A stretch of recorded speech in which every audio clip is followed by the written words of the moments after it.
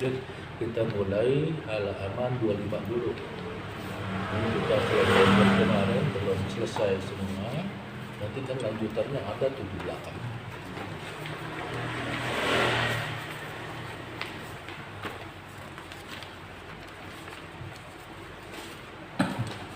Ya, ketemu halaman 25.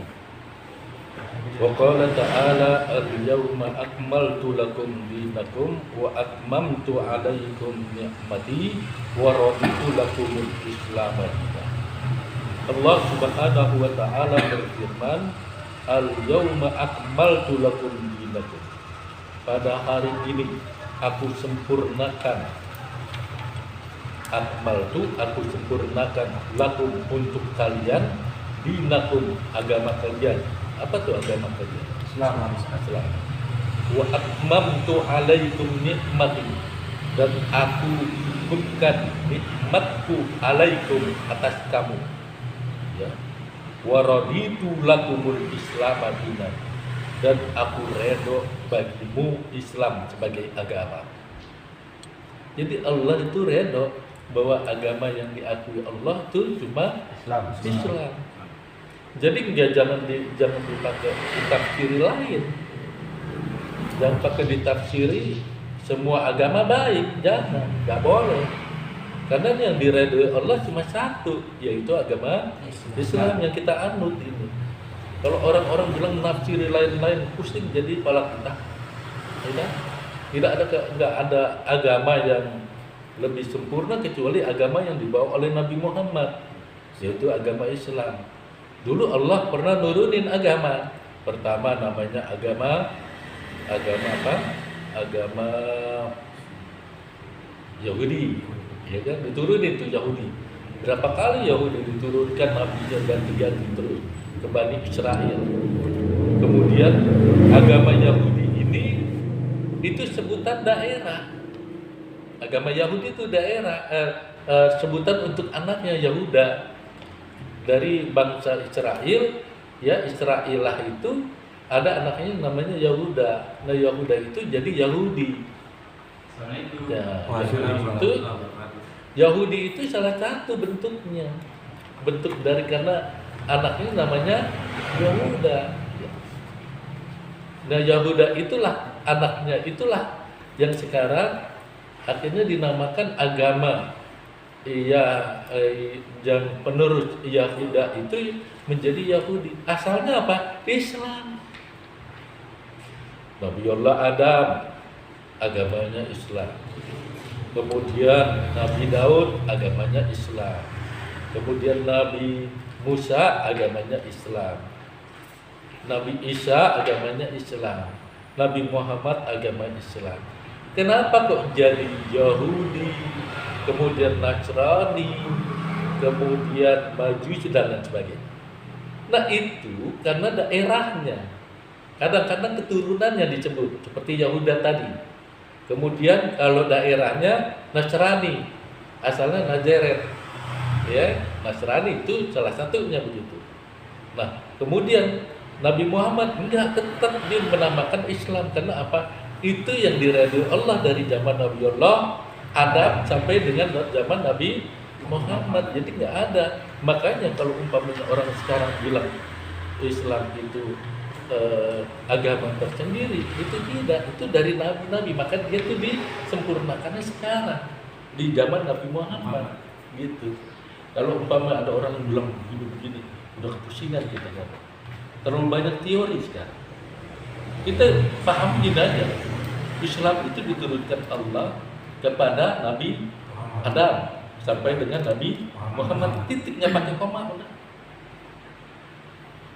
Sementara kitabnya untuk Nabi Daud namanya Zabur, untuk Nabi Musa namanya Taurat, untuk Nabi Isa namanya Injil, untuk Nabi Muhammad disempurnakan tuh Taurat, Zabur, Injil disempurnakan menjadi Al-Quran. Itu udah itu doang. Nah, kita pakai yang ini Al-Quran karena Al-Quran itu melingkup 3 kitab, udah masuk kemarin semua. Sekarang ditafsir. Ada orang di luar Islam bilang begini, Islam itu jalan. Islam itu agama yang menjiplak dari agama Yahudi, kemudian dari agama Nasrani, dari agama agama yang diturunkan oleh Nabi Daud. Itu tidak benar. Islam itu adalah agama Allah, kemudian yang diturunkan oleh Allah, ya, yang diturunkan Allah kepada Nabi Muhammad sebagai penyempurna. Karena dia penyempurna, itu yang Injil, yang Zabur, yang Taurat itu sudah dihapus, diganti dengan Al-Quran. Cuma dasar manusia akhirnya dilestarikan. Tuh, asalnya gitu ya. Kita lanjut. Walaisa yaqdirul insan, dan tidak, laisa itu tidak, yaqdiru mampu, al insan manusia, ala ayyumita nafsahu, untuk mematikan nafsahu dirinya, alal Islam, atas Islam. Jadi manusia mampu gak? Saya milih agama saya, ntar matinya Islam, bisa gak begitu? Gak bisa. Jadi entah gak, saya yakin saya meninggal itu dalam keadaan Islam, yakin begitu, bisa gak? Gak bisa. Karena apa? Yang nentuin kita mati dalam keadaan Islam itu cuma Allah. Jadi kalau kita yakin diri kita itu meninggalnya nanti dalam keadaan Islam, nah itu nggak mungkin. Karena apa? Bisa aja ya mughalibal qulub, ya kan, yang membolak-balikan hati manusia. Kita kan nggak tahu. Ada cerita di Jawa Timur, dia ulama besar, orang tahu, paham kitabnya itu banyak sekali, bahkan makhrajul hurufnya, segala sesuatunya yang orang baca tentang kitab dia udah ngerti dua. Cuma satu, dia ngerti, dia menyukai Beethoven. Beethoven itu lagu-lagu barat, ya, termasuk dia lagu gereja, seriosa gitu ya, seriosa dilagukan gitu. Nah, suatu ketika dia mau meninggal, akhirnya dia nyanyi Beethoven. Pas dia nyanyi Beethoven, ulama kaget. Kok nyanyinya My Loving of pas dia, nah langsung dia meninggal. My Loving of Yesus. Wah, kacau. Langsung pada hari itu ulama ini, ya, ditinggalin, gak mau didekati. Ada seorang ulama meninggal, itu nyanyinya bukan la ilaha illallah, tapi nyanyinya adalah My Loving of Yesus. Lah, Allah. Ya, saya nggak buka ya, tidak buka. Ulamanya ada. Sampai sekarang saya bergerak di pikiran saya. Kenapa? Kok bisa jadi begini? Jadi kita nggak bisa menentukan diri kita tuh, nggak ada kuasa untuk besok saya meninggalnya dalam keadaan Islam, nggak bisa. Kita nggak tahu. Ada cerita di Yakeba dulu, penggadean itu ceritanya begini. Dia tuh orang berteman sama orang Kristen, orang Nasrani. Ketika dia berteman begini, ya, nanti tiba-tiba, pokoknya ini anak nggak pernah sholat, bisa ditinggalin, subuh dihilangin, gitu ya.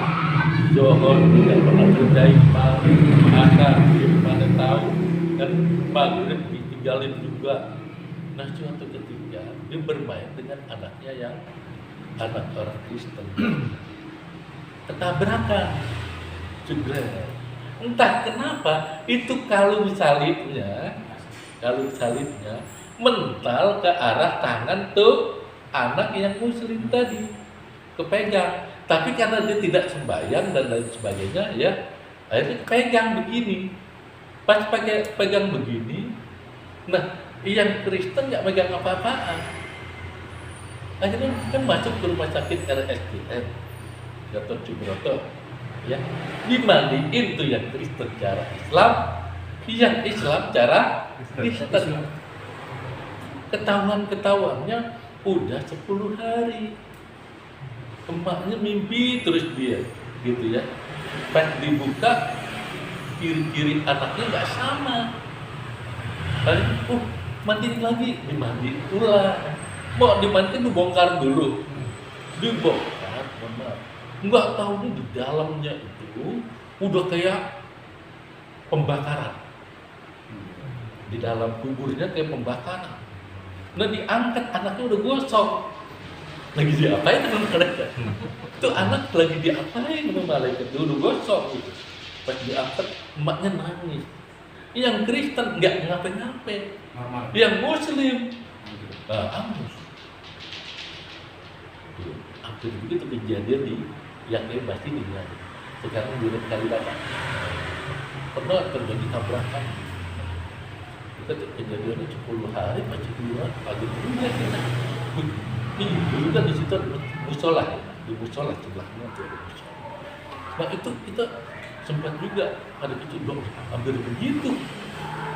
Nah ini salah satunya. Maka kita nggak bisa menentukan bahwa kita bisa masih dalam keislaman. Tapi di sini diajarkan oleh Habib Abdullah begini.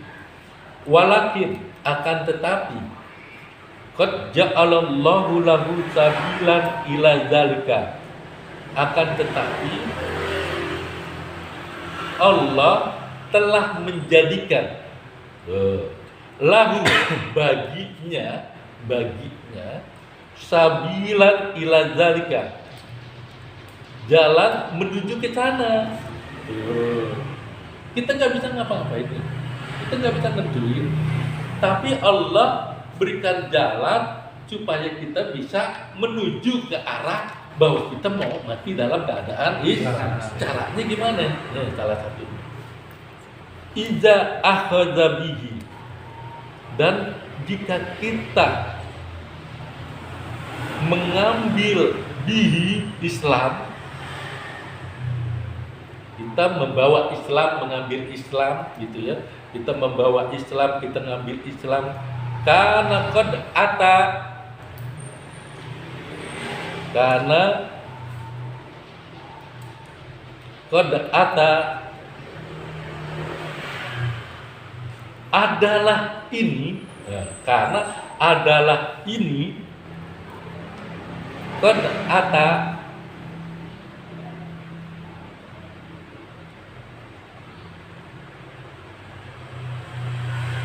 adalah ini qad ata sudah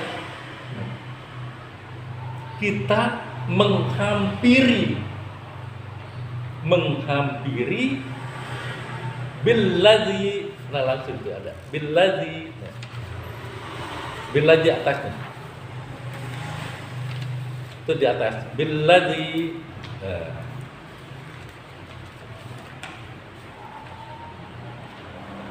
menghampiri jalan yang menghampiri billadzi, jalan yang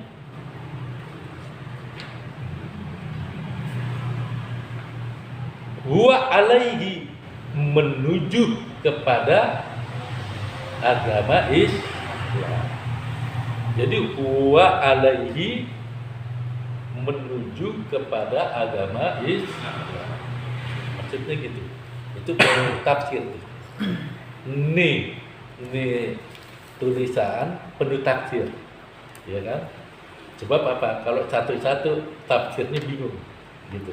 Lebih baik kita begitu seperti itu. Jadi pertama apa? Jika kita mengambil ajaran Islam, kita mengambil nih, setiap hari kita wudu, kita niatin wudu, kemudian kita telaah bacaan kita pelihara sholat kita, kita mengambil Islam sebagai hukum kita omelin anak kita yang nggak sholat, maka kita mengambil bihi Islam itu, gitu, ya. Maka bihi, maka kita mengambil Islam itu. Karena qad ata billadzi huwa alaihi. Maka kalau udah begitu, sama saja kita menghampiri untuk jalan menuju bahwa kita akan mati dalam keadaan Islam. Paham gak? Paham gak? Jadi kalau kita pengen ngambil Islam, kita ngambil, umpamanya kita keluar dari rumah dengan baca doa, kemudian kita makan pakai baca bismillah, itu kan kita ngambil Islam tuh, ya kan, ajaran Islam. Kemudian kita juga kalau lagi ngaca, Allahumma ahsantu khuluqi, ya kan, kita ulas muka kita, ya Allah baguskanlah mukaku, artinya baguskanlah mukaku, baguskanlah akhlakku, gitu. Nah, kita kan ngambil Islam juga tuh. Kemudian kita masuk ke masjid, Allahumma barik, Allahumma ftah lana abwabal khair, kan gitu. Kalau masuk masjid, kaki kanan kita, Allahumma ftah lana abwabal khair birahmatika ya Allah ya arhamar rahimin. Kita masuk ke dalam masjid, ya, gitu kita bacanya. Begitu enggak? Halo, begitu enggak? Nah, Allahumma ftah lana abwabal khair. Kalau kita mau masuk ke masjid, nah, itu berarti kita ngambil Islam, ya kan? Nah, di sini dibilang kana qad ata billadzi huwa alaihi, maka itu sama saja kita menghampiri, mendatangi, gitu ya, mendatangi billadzi, jalan menuju kepada Islam. Paham ya? Itu satu. Jadi Allah memerintahkan kita setiap kali kita jalan, kita selalu baca bismillah, mau berhubungan istri kita berdoa, kemudian kita mau berwudu juga kita berdoa, setelah wudu kita asyhadu an la ilaha illallah wa asyhadu anna muhammadar rasulullah. Allahumma ja'alni minat tawabina wa ja'alni minal mutatahhirin wa ja'alni min ibadikas shalihin. Itu bagian dari kita supaya untuk mengambil Islam dalam diri kita. Ketika kita mengambil Islam dalam diri kita, insya Allah doa itulah yang Allah dengar dan Allah ijabah dengan ya mugallibal qulub sabbit qalbi ala dinik.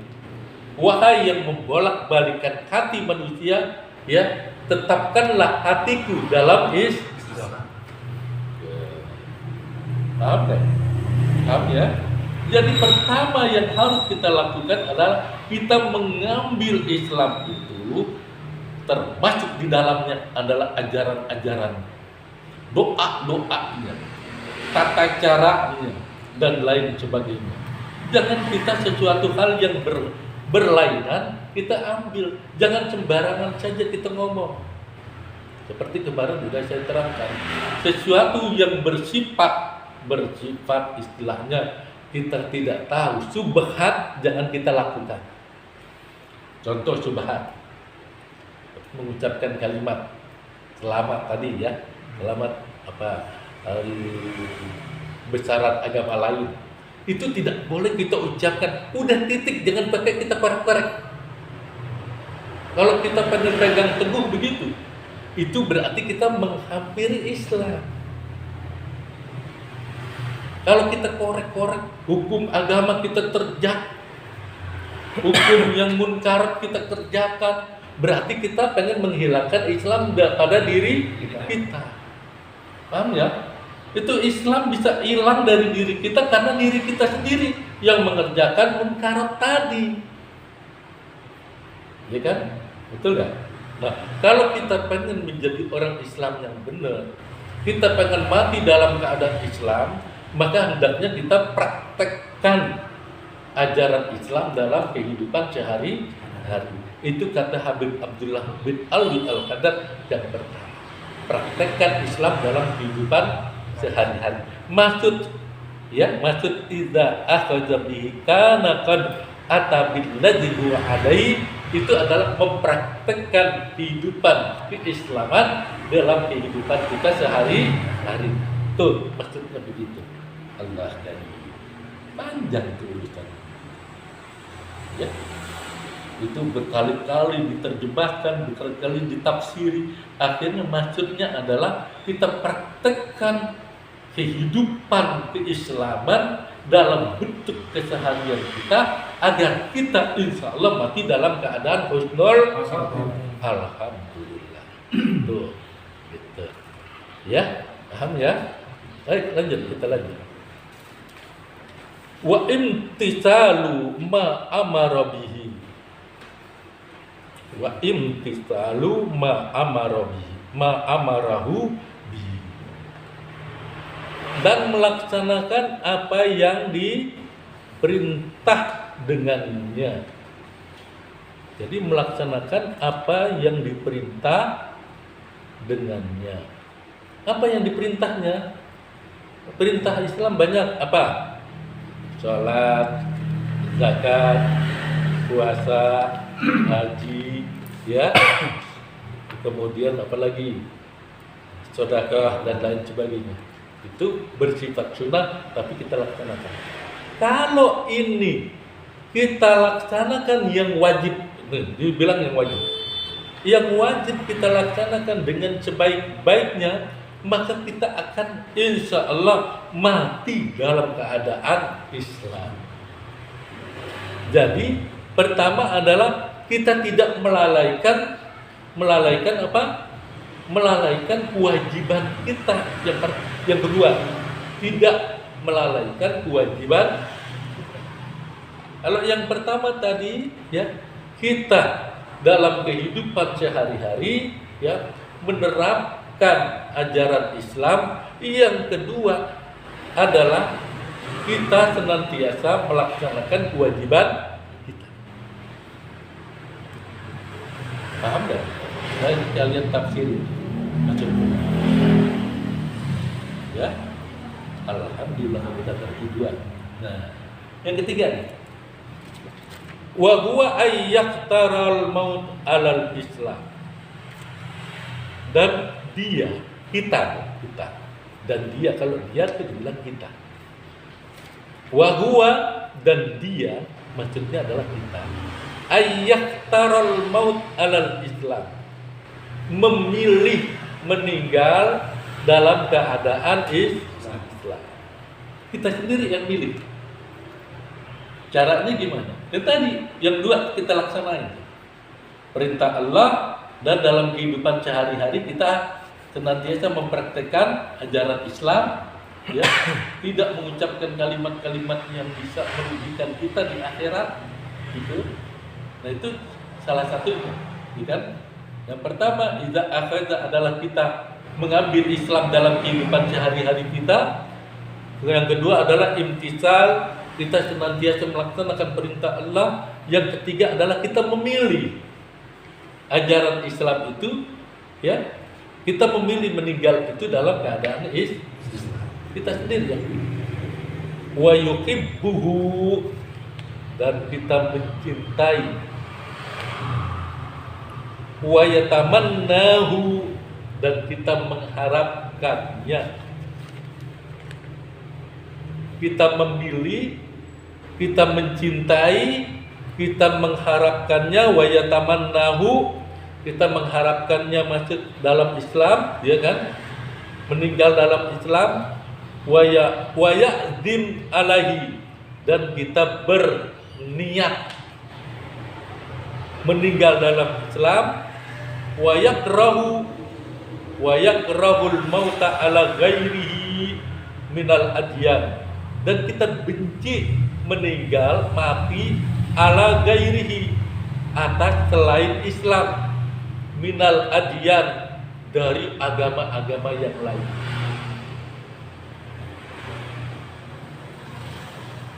Wa yakrahu, kita benci meninggal dalam keadaan bukan Islam, gitu ya.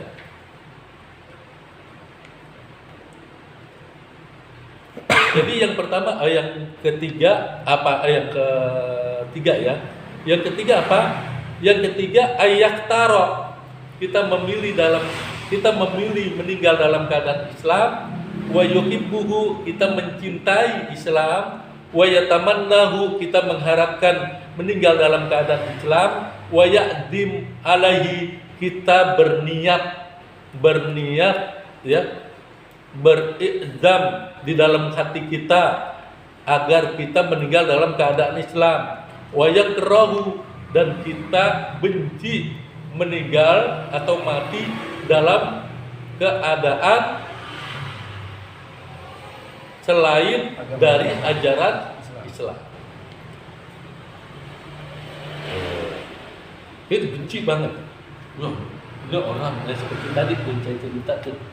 Kita benci caranya. Kita benci dengan konsekuensi itu. Begini ceritanya. Saya punya cerita yang bisa dijadikan suatu standar hidup kita. Ceritanya begini. Kita lihat kerbau itu kan dicucuk, dibolongin, ya. Pas dibolongin kemudian dipakai tali kekang. Ketika dia diseret, yang nyeretnya itu lebih kecil, tetap aja dia nurut. Walaupun yang nyeretnya itu, yang nariknya itu tali kekangnya adalah anak kecil, anak balita katakan. Tapi kerbau yang begitu besar itu nurut. Yang jadi masalah adalah bukan besarnya, bukan tipisnya, bukan tebalnya tali kekang tersebut. Tetapi yang jadi dasarnya adalah karena kerbau itu sudah didoktrin bahwa dia tidak mampu berbuat apa-apa dengan adanya tali kekang tadi. Nah, dalam psikologi dinamakan bahwa orang yang sudah seperti ini namanya mental yang tertekan di alam sadar mereka. Jadi secara psikologi namanya mental yang tertekan di alam sadar mereka. Karena mental sudah tertekan di alam sadar mereka, punya teori, ya sudahlah, kita begini saja, karena kita nggak mampu. Tadi udah dikekang begitu, udah nggak bisa seperti itu, ya sudah, nggak berdaya apa-apa. Itu kerbau seperti itu, karena sudah tidak mampu lagi. Akhirnya tali kekang siapapun yang megang, kerbau nggak berontak. Udah begitu, ditimpa lagi dengan keyakinan bahwa kalau orang yang sudah ditali kekangkan, itu berarti orang ini sudah tidak berdaya. Karena sudah tidak berdaya, ya, orang ini pun nurut saja. Karena apa? Indoktrinisasinya sudah berada di alam bawah sadar dia. Orang yang seperti ini itu banyak sekali di kita. Sehingga kalau kita seperti itu, indoktrinisasi seseorang di dalam peperangan itu diperlukan. Tetapi di dalam Islam ada satu teori yang mengatakan begini. Allah itu tergantung maunya hamba. Karena hadis Nabi mengatakan Allah itu tergantung maunya hamba. Kalau maunya hamba itu tertekan aja, kemudian tali kekangnya itu dipegang sama anak kecil, dia nurut aja, ya sudah seperti itu nasibnya. Kita pun demikian di sini. Kalau kita pengen bagus, pengen baik, maka kita harus punya diajarkan. Wala yazalu da'iyan mutadarrian wasailan minallahi, yaitu senantiasa da'iyan, berdoa, mutadarrian dengan tawadu, berdoa dengan tawadu, ya, wasailan minallah, dan juga berharap kepada Allah, ayatawafahu musliman, agar diwafatkan dalam keadaan muslim. Tuh, seperti itu. Jadi supaya kita tidak ditali kekangkan tadi, hendaknya kita berdoa kepada Allah agar Allah memberikan kepada kita, yaitu wafat dalam keadaan muslim. Paham ini? Paham? Paham enggak? Paham. Alhamdulillah. Kita lanjutkan. Wa bidzalika, demikian pula, wa bidzalika, demikian pula, wasafallahu anbiya'ahu wassalihin, wasafallahu, demikian pula, wasafallahu, Allah menerangkan sifat-sifat anbiya'ahu wassalihin, para nabi dan orang soleh, min ibadihi, dari hamba-hambanya.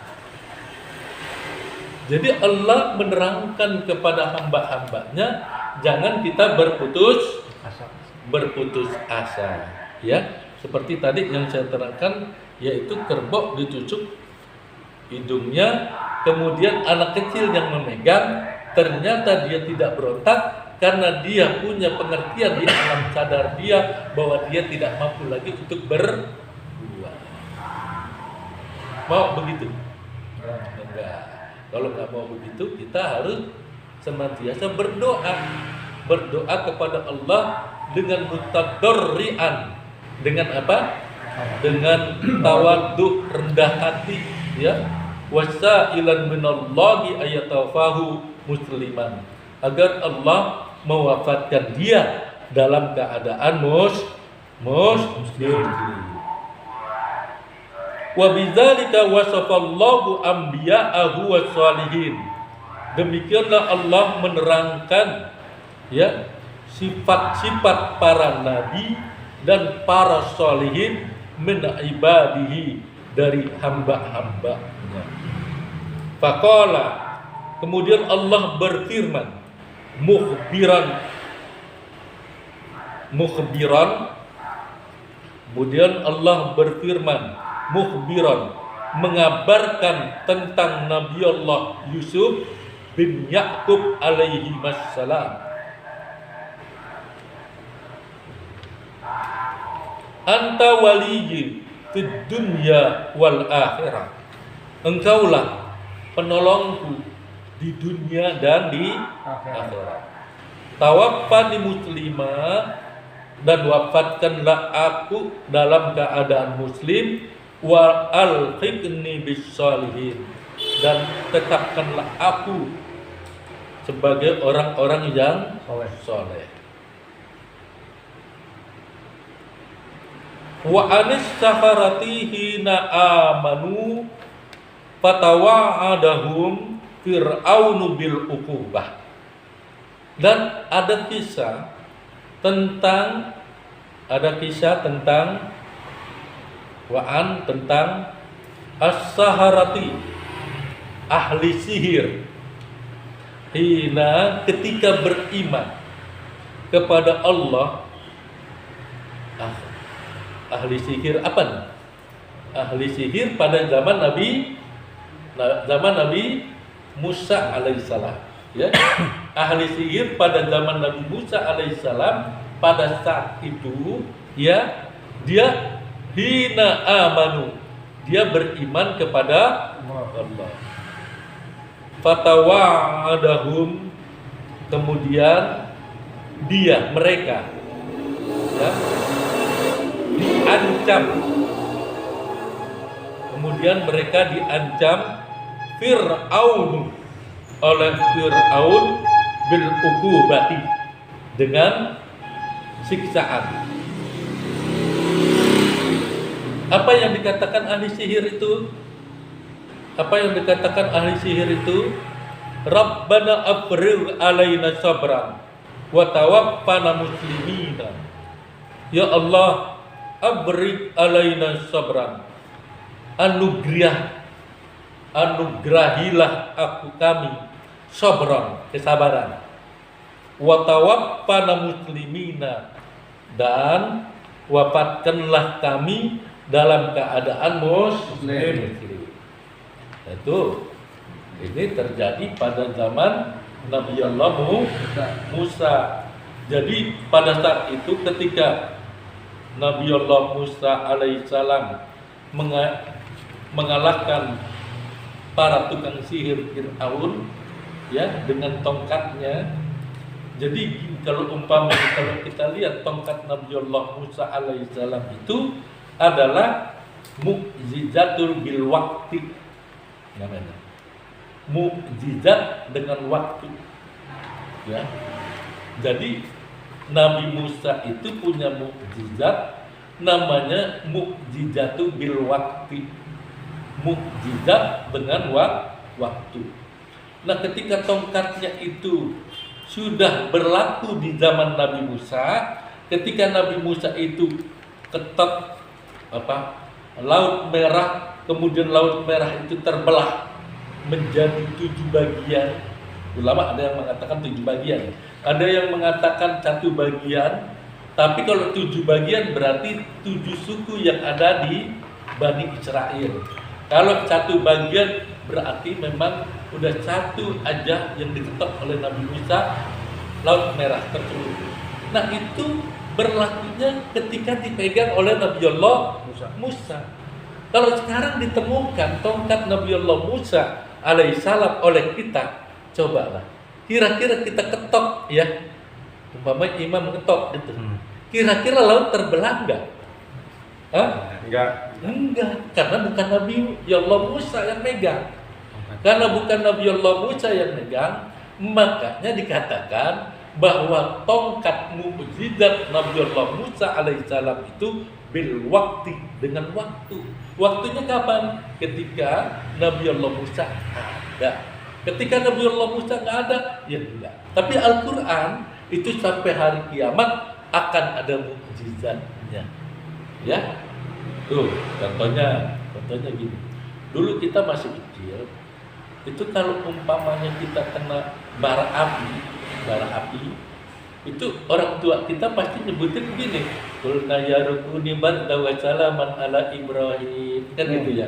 Ya, ditiup-tiup, qulna ya rukuni barda wa salaman ala Ibrahim, ditiup-tiup, itu lama-lama kempes. Kok bisa begitu? 1, keyakinan orang tua kita tinggi. 2, kehidupan orang tua kita kalau yang halal dan yang haram disingkirkan. Nah, kalau sekarang kita semua yang hadir di sini baca anak kita kebakar, qulna ya rukuni barda wa salaman ala Ibrahim, kira-kira adem enggak? Belum tentu. Enggak adem, karena makomnya berbeda. Makomnya berbeda, Al-Qur'annya sama. Oke, satu lagi. Ketika kita baca Bismillahirrahmanirrahim, Alhamdulillahirabbil alamin, Ar-Rahmanir Rahim, Maliki Yaumiddin, sampai waladhdallin amin. Kita tiup. Kita kasih kepada orang yang kesurupan. Kira-kira dia sembuh apa enggak? Enggak bisa. Enggak semua orang bisa. Kenapa begitu? Karena makomnya beda. Orang yang punya makom berbeda, maka itu yang kelihatan pada saat dia membacakan doa-doa tadi. Kita yang seperti makom kita itu baca doanya mesti berkali-kali. Rabbana atina fid dunya hasanah, itu berkali-kali kita baca. Sampai meninggal juga nggak apa-apa. Berkali-kali. Betul, kalau orang dulu kan gitu.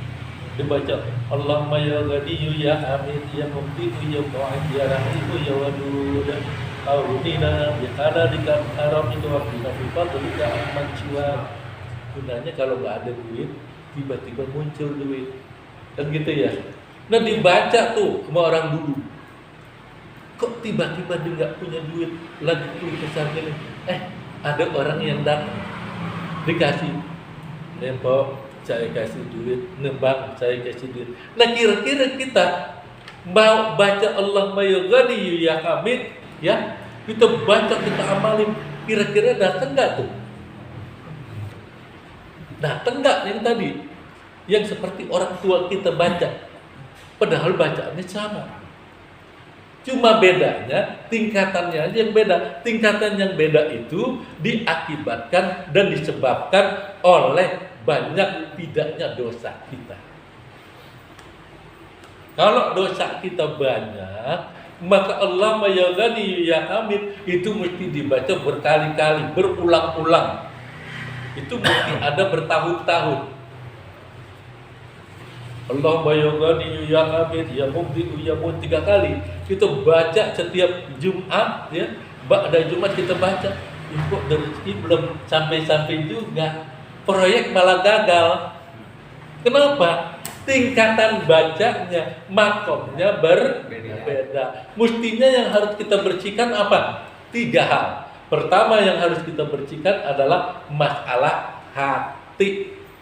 Yang kedua yang kita bersihkan adalah dari mana sumbernya. Sumbernya apa? Sumber rezeki kita.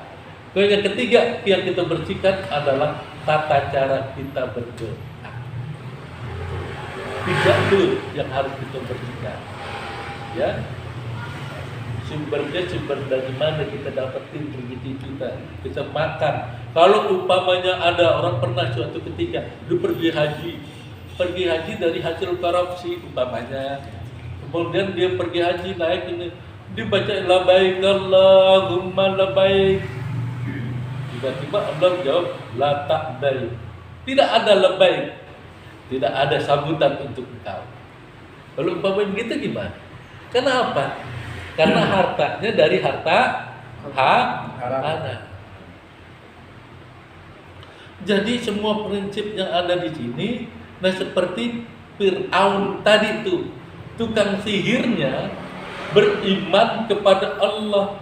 Kata Fir'aun, kalau lu beriman kepada Tuhan yang Musa, maka aku akan ancam kau, ya aku akan siksa kau. Akhirnya tukang sihirnya ngomong begini, Rabbana afrigh alaina sabran wa tawaffana muslimina. Ya Allah, berikanlah anugerah kepada kami kesabaran. Kesabaran apa? Kesabaran ketika disiksa tadi. Kemudian dibaca lagi wa tawaffana muslimin. Dan kalau seandainya tadi disiksa tadi itu aku, ya mudah-mudahan aku mati dalam keadaan muslim. Itu ahli sihir yang terjadi di zaman Nabi Musa. Itu kembali kepada Nabi Musa tadi. Nabi Musa itu punya tongkatnya itu bil wakti, dengan waktu. Jadi kalau umpamanya tongkatnya itu kita ini sama juga ketika kita membaca Al-Quran tadi. Kok kenapa orang tua kita nggak bisa, ya? Orang tua kita bisa, kita kagak. Orang lain bisa, kita kagak. Jangan disamakan. Itu disamakannya adalah dalam tingkatan kedudukannya itu yang perlu kita lihat, kita poles. Maka kenapa doa kita nggak diijabah oleh Allah? Di situ mungkin di dalam diri kita banyak kekotoran yang kita tidak tahu, nempel. Kita makan, kita minum, ya. Kemudian ada kopi sampai nggak pakai ngomong lagi diminum. Tiba-tiba orangnya nggak redo, sedikit aja goresan hati kita nggak redo, itu menjadi penyakit buat kita. Tuh, ini kadang-kadang nggak diperhatikan. Makanya kenapa kok doa nggak pernah dikabulkan? Ya seperti itu. Paham ya? Oke, lanjut. Allah Ta'ala. Kemudian dihikayatkan, diceritakan oleh Allah Subhanahu wa taala an Ibrahim alaihi salam, tentang Nabi Allah Ibrahim alaihi salam, annahu, bahwa beliau Nabi Allah Ibrahim alaihi salam mewasiatkan banihi, kepada putra-putranya,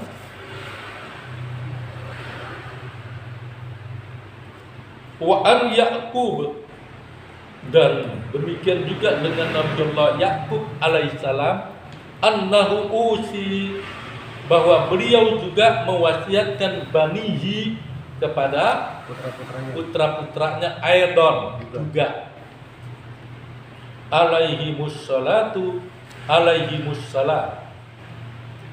semoga salam untuk mereka, para al-anbiya wal mursalin itu. Apa wasiatnya? Bil mauti alal Islam, yaitu mati dalam keadaan Islam. Jadi Nabiullah Ibrahim alaihissalam mewasiatkan kepada putranya, Nabiullah Yaqub berwasiat kepada putra-putranya untuk bil mauti alal Islam, meninggal dalam keadaan Islam. Berarti agamanya Nabiullah Ibrahim adalah Islam. Agama Nabiullah Yaqub adalah Islam. Agama Nabi Musa adalah Islam. Sampai dengan Nabiullah Isa ibnu Maryam, itu adalah Islam. Kok bisa jadi Kristen, bisa jadi itu orang namanya. Ya. Tadi Nabi Muhammad yang dinamain juga. Kita bilang agama kami Islam, tapi orang Barat, Orientalis bilang Muhammadanisme, ajaran Nabi Muhammad. Akhirnya dibantah sama orang Islam, enggak, Islam.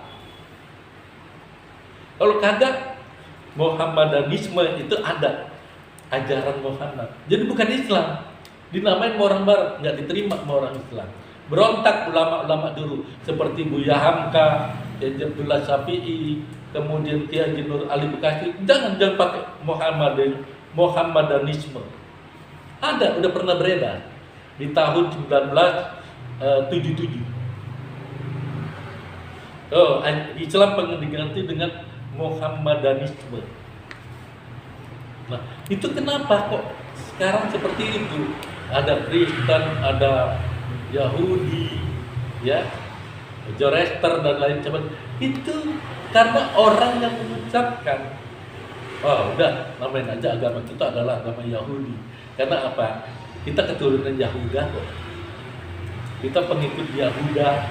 Yahuda itu adalah putra dari Nabi Allah Yaqub alaihissalam.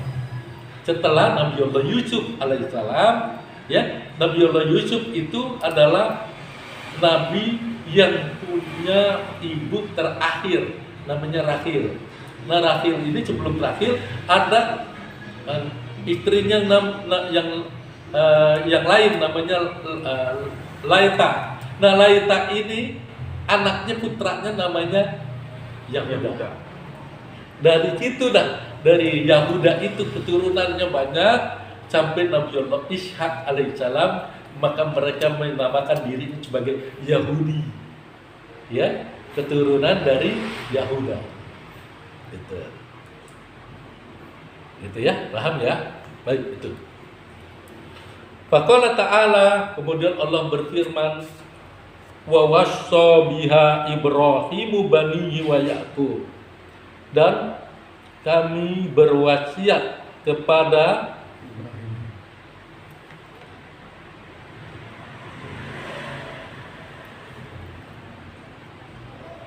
Nabi Allah Ibrahim banihi, Nabi Allah Ibrahim banihi beserta putra-putranya, wa Yaqub Baniya, dan juga kepada Nabi Allah Yaqub. Dia berkata, ya Baniya, wahai putra-putraku, innallaha astafa lakumuddin, bahwa Allah memilih lakum, untukmu, untuk kalian ad-dina, agama. Fala tamutunna, maka janganlah kalian mati illa wa antum muslimun, kecuali wa antum, kalian muslimun, beragama Islam. Itu udah jelas. Jadi seluruh nabi-nabi adalah beragama Islam. Ya, dari Nabi Allah Ibrahim alaihissalam. Ya, sebelumnya juga Nabi Allah Adam, Nabi Ibrahim. Ini kan Nabi Ibrahim itu kan Sayyidul Anbiya wal Mursalin, bapaknya para nabi-nabi. Ya kan? Nabi Ibrahim itu bapaknya para nabi-nabi saja mengatakan dirinya adalah muslim. Nah, bagaimana dengan anaknya sampai Nabi Muhammad? Itu pasti muslim semua. Nah, kalau dia umpamanya Taurat dari Nabi Allah Daud alaihissalam, Zabur dari Nabi Allah Daud alaihissalam, dia keturunan Nabi Allah Ibrahim. Musa alaihissalam itu keturunan Nabi Allah Ibrahim. Kemudian Isa alaihissalam itu keturunan Nabi Allah Ibrahim. Kemudian Nabi Muhammad Shallallahu Alaihi Wasallam itu juga keturunan Nabi Allah Ibrahim. Semuanya adalah beragama Islam. Itu dari situ. Karena apa? Kenapa kok disebut Ibrahim doang? Karena cikal bakal agama yang terbesar di dunia ini sekarang ini ada pada puncuknya, yaitu Nabi Allah Ibrahim, bukan Nabi Allah Adam. Maka Nabi Allah Ibrahim dibilang Sayyidul Anbiya wal Mursalin. Ya, bapaknya para Anbiya wal Mursalin, ya Nabi Allah Ibrahim alaihissalam. Gitu. Dari dia pokoknya. Dari Nabi Allah Ibrahim itu kan ada dua anak tuh ya. Ya, yang satu menurunkan Ishak, yang satu menurunkan Ismail. Dari Ismail terus termasuk Nabi Allah Saleh alaihissalam itu adalah dari Nabi Allah Ismail. Nah, kalau umpamanya dari Nabi Allah Ishak alaihissalam itu keturunannya adalah Nabi Allah Musa, Nabi Allah Daud, Nabi Allah Musa, dan Nabi Allah Isa alaihissalam. Dari Nabi Allah Ishak alaihissalam. Nah, dari Nabi Allah Ismail keturunannya Nabi Allah Saleh dan Nabi Allah Muhammad Shallallahu Alaihi Wasallam. Jadi itu tuh. Nah, makanya dibilang Nabi Ibrahim adalah Sayyidul Anbiya wal Mursalin. Kira-kira itu ada yang mau bertanya? Silakan.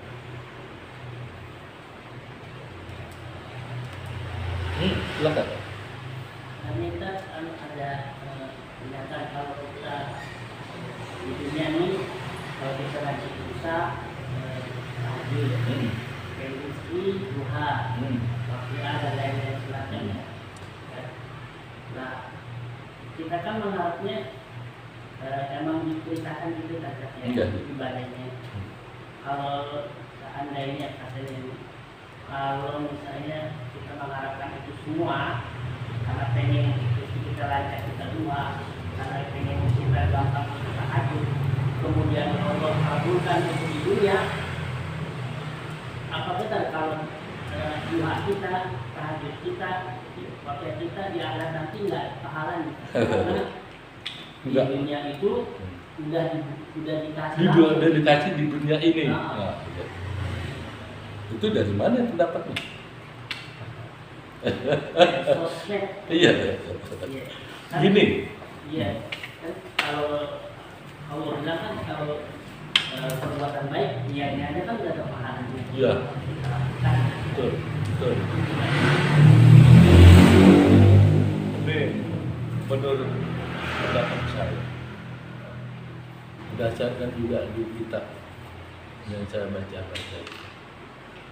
Anugerah Allah itu diberikan kepada manusia. Sifat Allah itu Ar-Rahman dan Ar-Rahim. Ini pendapat yang jumhur. Ar-Rahman diberikan kepada orang yang selain Muslim juga diberikan. Tapi namanya kalau diberikan kepada orang selain Islam istidraj.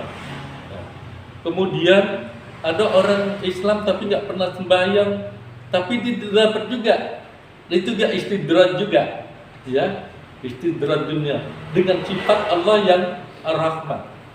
Gitu. Dengan sifat Allah yang Ar-Rahman itu diberikan semua di dunia ini tanpa terkecuali. Kemudian bagi orang muslim itu akan diberikan melalui sifat Allah yang bersifat Ar-Rahim. Ketika Ar-Rahim itu diberikan kepada orang muslim, maka pemberian itu adalah kasih sayang, bukan istidraj. Nah, ketika di dunia ini diberikan, itu anugerah untuk orang muslim tersebut. Ya, seperti contoh Nabiullah Sulaiman alaihissalam. Apakah ketika Nabiullah Sulaiman ini menguasai dunia, di akhir dia nggak menguasai juga, atau dikurangin jatahnya untuk Nabiullah Sulaiman? Tidak, karena dia menjalankan secara benar dan baik amanah yang Allah berikan, gitu ya. Nah, begitu juga dengan Nabiullah Daud alaihissalam. Ketika Allah berikan kekuasaan kepada Nabiullah Daud alaihissalam, nah kekuasaan itu diberikan Allah, dijalankan secara Islam. Ada fakir miskin dibantu, ada kaum du'afa diberikan. Nabi Sulaiman menguasai Masyriq wal Maghrib, kemudian diberikan juga ya orang-orang yatim semua dikasih makan, tidak pernah ada yang kelaparan. Dalam pengertian seperti ini, ketika orang muslim diamanahkan oleh Allah Subhanahu wa taala berupa harta yang banyak, maka dia punya tugas. Tugasnya apa? Ada hak orang yang tidak mampu untuk dia berikan kepada orang-orang tersebut. Jadi Allah memberikan sifat Ar-Rahimnya itu kepada orang muslim dengan tujuan membantu orang-orang yang ada di sekitarnya supaya kebahagiaan dari maslahat yang diminta tadi. Bukan berarti setelah di akhirat dia tidak dapat apa-apa. Enggak, pasti insya Allah dapat. Ya, tergantung dari amal yang dilakukannya.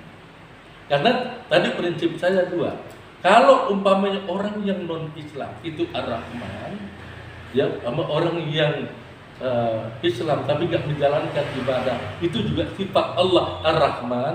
Nah pada saat itulah ya Ar-Rahman yang bersifat istidraj. Istidraj itu apa? Uluran, seperti kita narik layangan, udah waktunya dikedet, jatuh, nyungsep, selesai sudah. Tapi kalau orang muslim tidak, dia punya sambungan. Sambungannya itu terdiri dari 4 hal. Yang pertama kan syahadat, ya. Yang kedua haji, yang kedua sholat, kemudian zakat. Nah zakat ini akan diberikan. Kemudian setelah zakat, ya puasa.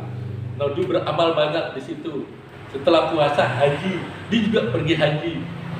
Makanya tugas seorang muslim di atas dunia ini yang diamanahkan Allah, dia punya kekayaan, tidak harus ya dia menikmati sendiri kekayaannya tersebut seperti Nabiullah Sulaiman alaihissalam. Kemudian saya bilang begini, Nabi Muhammad itu orang kaya. Nabi Muhammad itu orang kaya, bukan orang yang miskin, bukan. Nabi Muhammad itu pertama sebagai asisten CEO dengan komoditas impor, ekspor impor, ya kan? Dengan memperdagangkan dari Mekah ke Syam, ya kan? Yang diperdagangkan itu adalah hasil dari proyek istri. Nah, diperdagangkan. Nah, Nabi Muhammad itu sebagai asisten CEO. Nah, setelah dia nikah jadi CEO, ya kan? Jadi CEO. Nah, ketika dia CEO-nya itu jadi, nah langsung Nabi Muhammad memberikan satu valuta istilahnya untuk dakwah, untuk ini diberikan kepada orang lain, dihabis-habiskan untuk proyek dakwah dia, karena dia harus fokus kepada dakwah dia. Maka itu yang jadi masalah.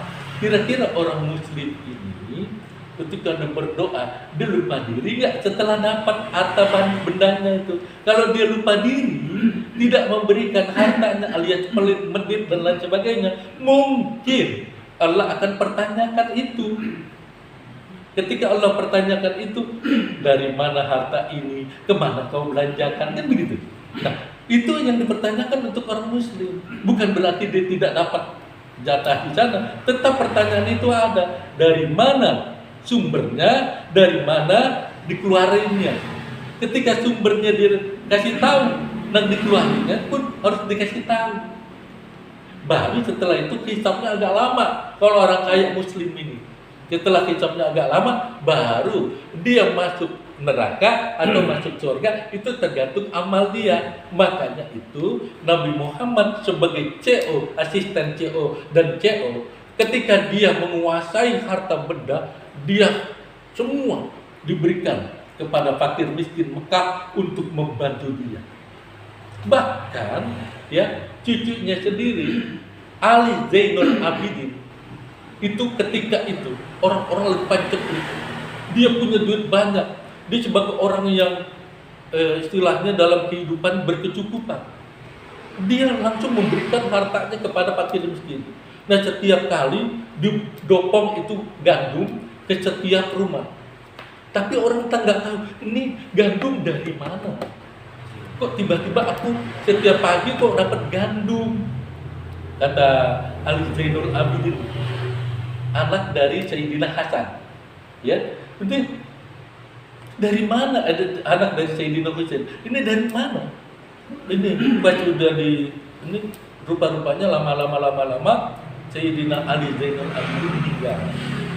Pas meninggal dipunduk, ya, ditengkuk Ali Zainul Abidin ini radhiyallahu anhu. Ini ternyata ada tanda merah. Orang bertanya, ini tanda merah kenapa? Oh, dia yang setiap hari bawa mikul gandum ke setiap rumah yang ada di Mekah Al-Mukarramah. Padahal dia adalah seorang CEO. Tapi setelah dia meninggal, semua hartanya nggak ada. Sudah disumbangkan melalui orang-orang yang tidak mampu. Begitu orang muslim sebenarnya. Gitu ya. Paham ya? Jadi bukan berarti kalau kita berdoa kemudian kita dapat harta, itu ada tanggung jawab, itu amanah sebenarnya. Amanahnya kemana? Ini duit jangan kita nenep di diri kita, harus disebarkan kepada orang-orang yang tidak punya. Jangan kita beban sendiri. Kenapa kita harus beban sendiri? Karena kita takut. Nah itu orang muslim sekarang harus diperhatikan seperti itu. Saya nggak teruskan karena banyak yang harus.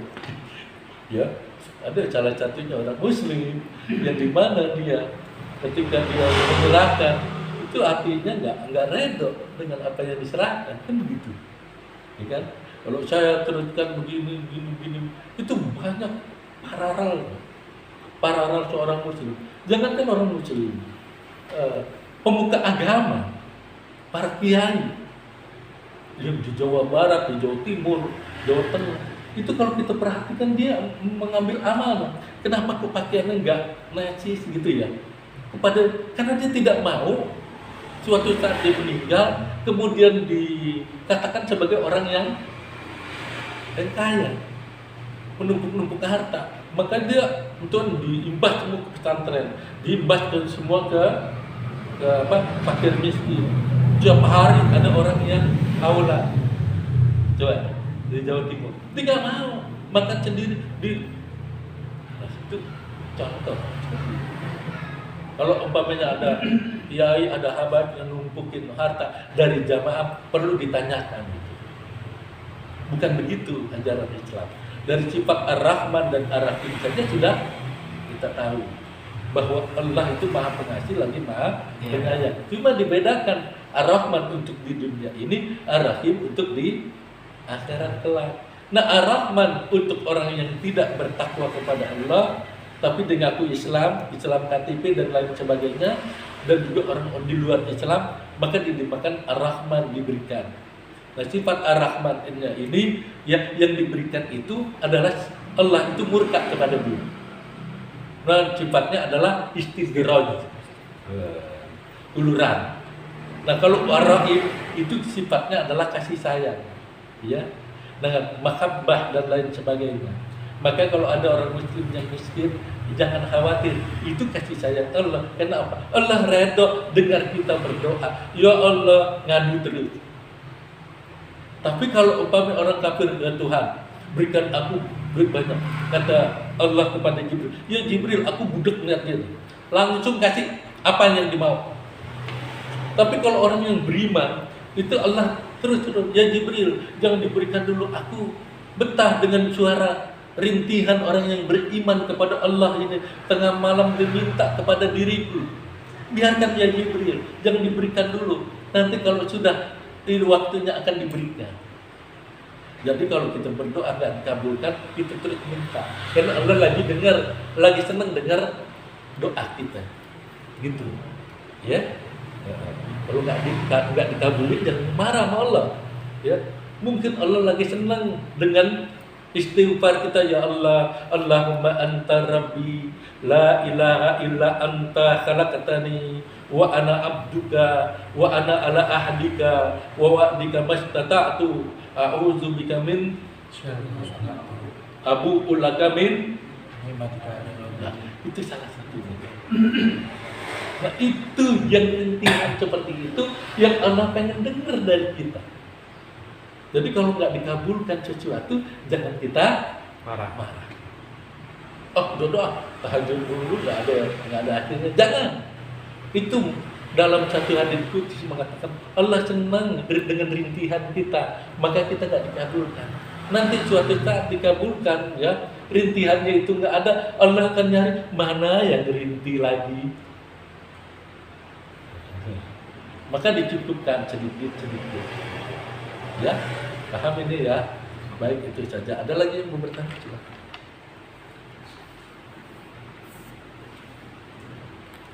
Ya, silakan. Kalau misalkan tadi kan dikatakan kalau orang yang tidak pernah dijabah doanya itu mungkin banyak dosa gitu. Gimana? Yang tidak pernah dijabah doanya, Ah. banyak dosa gitu. Nah terus kalau misalkan dia tetap sholat, mau berinfak, itu diterima nggak sama Allah? Ya itu insya Allah. Cuma ada satu hal yang diceritakan dalam satu hadis qudsi mengatakan bahwa kenapa kok kita sudah baik, kita udah ini, kita udah introspeksi diri, bahkan makan kita pun dari yang halal, yang tidak haram, kok Allah belum kabulkan juga. Itu di hadis qudsi ada yang mengatakan bahwa Allah itu lagi senang dengan rintihan kita. Jadi ketika Allah lagi senang dengan rintihan kita, ya, setiap malam kita merintih kepadanya, itu Allah turunkan rahmat untuk kita, keademan, tidak gelisah dan lain sebagainya. Itu salah satu. Nah, yang kedua, Allah pengen dengar ucapan kita. Ketika Allah dengar ucapan kita, dari situlah bermuara sesuatu yang baik pada diri kita. Kemudian, kalau Allah kabulkan, itu suara rintihan udah nggak ada. Allah mencari di mana yang kemarin berhenti kok nggak ada lagi. Jadi rintihan kita itu lagi didengar. Maka ketika kita dapat musibah, jangan kita mengucapkan kalimat yang membuat Allah murka. Cukup kita mengucapkan, umpamanya kita dalam keadaan dapat musibah, innalillahi wa inna ilaihi raji'un. Innalillahi, gitu aja. Ada yang mengatakan cukup innalillahi wa inna ilaihi raji'un. Innalillahi wa inna ilaihi. Ada yang mengucapkan subhanallah, Allahumma anta rabbi, subhanallah, Allahumma anta rabbi. Begitu. Jadi kalau kita dapat musibah, jangan kita langsung ya Allah, kok begini banget ini, enggak. Itu namanya orang yang udah kender, ya, dalam kondor imanannya tinggi, rendah, nggak tinggi. Jadi insya Allah apapun yang kita umpamanya di dunia nih sampai dia meninggal, ternyata cita-citanya dan keinginannya nggak terkabul, ya, itu akan kemana? Insya Allah Allah akan jadikan itu sebagai pahala dia. Pahala ini orang. Nah, ketika pahala ini orang itu ada, ya, nah seperti kemarin saya cerita, ya, Pahala apa tuh? Pahala baca selawat, ya kan? Itu orang mabuk baca selawat. Ya. Ketika dia dengar masjid baca selawat, dia ngikutin. Ketika ngikutin, ya ditanya sama Nabiullah Adam, ya Muhammad, itu ada umatmu ketinggalan satu lagi digodok. Di mana? Tuh di lubang itu, tuh cari tuh. Ya Jibril, tolongin aku. Nah, Jibril nolongin, ya Malik cari. Setelah dicari ketemu, emang benar udah gocong. Nah, dihadapkan kepada Nabi Muhammad nih orang. Ya Jibril, coba timbang lagi nih orang, ya ditimbang tuh. Pas ditimbang apa yang terjadi? Dosanya lebih banyak dari pahalanya. Amalnya sedikit, dosanya banyak, orang pemabuk, ya kan? Pas sudah gitu, ya akhirnya ya jomplang.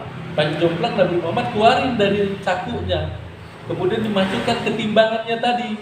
Pas dimasukkan ke timbangannya tadi, udah selesai, ternyata ini orang ya timbangannya tinggi, ya amalnya tinggi. Setelah amalnya tinggi, akhirnya masuklah dia ke surga. Tapi sebelumnya dimasukkan dulu ke telaga Kausar. Nah, diucap dulu di telaga Kausar karena dekil gitu ya, dekil api neraka, udah gosong, udah areng. Akhirnya dimasukkan lagi ke surga. Mau masuk ke pintu surga pakai nanya, ya Rasulullah pengen nanya nih, udah kau masuk aja, jangan pakai nanya lagi lah, ya. Masih demen banget nanya orang ini. Pas udah gitu ditanya, ya Rasulullah, tadi engkau masukkan ke timbanganku apa ya dari sakumu? Itu kamu mau tahu? Itu adalah selawatmu yang bersifat asal-asalan untukku. Aku simpan selawat tersebut karena kamu ucapkan dalam keadaan kamu sudah di titik jenuh. Di titik jenuh orang yang munkarot itu ada titik jenuhnya. Oh bosan nih, gue mabuk melulu, bosan kan gitu ya. Nah pas udah gitu dia baca selawat tadi. Setelah baca selawat, akhirnya selawat itu disimpan oleh Nabi Muhammad. Pas disimpan untuk syafaat dia di yaumil kiamat. Nah kebetulan dimasuk neraka, dimasukin. Pas dimasukin, ternyata dia timbangannya sudah selesai. Masuklah ke surga dengan syafaat Nabi Muhammad, berkah dia baca selawat kepada Nabi Muhammad. Coba kalau kita nggak baca selawat gimana? Makanya sebelum tidur kita baca selawat dulu, ya, agar kita tidak orang mabuk saja bisa masuk surga lantaran baca selawat. Yang mabuk, gimana kita yang benar-benar, gitu ya? Nah, baca selawat kita ya, Jadi sebelum kita tidur baca 5 atau 3 Allahumma shalli ala sayyidina Muhammad wa ala ali sayyidina Muhammad. Allahumma shalli ala sayyidina Muhammad wa ala ali sayyidina Muhammad. Udah, kalau mau terusin lanjutin begini nggak apa-apa ya, gitu ya. Yang penting selawat dulu kita baca. Karena bisa ngelanjutin begini langsung tidur. Betul nggak? Betul. Udah tidur ngorok aja. Nah kita yang penting kita baca selawat tadi. Kan gitu. Betul nggak? Nah, yang penting kita baca selawat, kita ini aja selawat. Kita pernah cerita itu. Sultan Al-Fatih menang karena gara-gara dia mengamalkan selawat. Sultan Al-Fatih di Turki itu gara-gara ngamalin selawat. Menang. Bagaimana kita? Ya kan? Coba dah amalin selawat. Paling enggak jangan banyak-banyak. Allahumma shalli ala sayyidina Muhammad wa ala ali sayyidina Muhammad. Kalau bisa 100 kali. Kalau bisa. Kalau nggak bisa 10 kali. Kalau nggak bisa 3 kali. Yang penting kita baca setiap malam. Tidur dah. Tidur. Ya, mudah-mudahan rezeki bapak-bapak mimpi Rasulullah kan gitu. Karena udah rutin kita baca begitu. Mau tidur kita baca rutinin jadi amal. Siapa tahu untuk nolong kita di akhirat. Kita teringat tuh orang mabuk aja bisa masuk surga lantaran dibaca selawat, ya enggak? Masa itu orang melek kagak bisa baca selawat gitu. Ya Pak ya. Wah, kita aja dah Pak. Kita ngerti Pak. Ya, mari kita baca Fatihah, mudah-mudahan kita disehatkan oleh Allah Subhanahu wa taala dalam afiat dan juga kita diberikan rezeki yang banyak yang berkah agar kita dapat melaksanakan ibadah-ibadah yang wajib dan juga yang sunnah. Ala hadhihi niyyah wa kulli niyatin salihah wa ila hadratin Nabi Mustafa Muhammadin sallallahu alaihi wasallam. Al-Fatihah.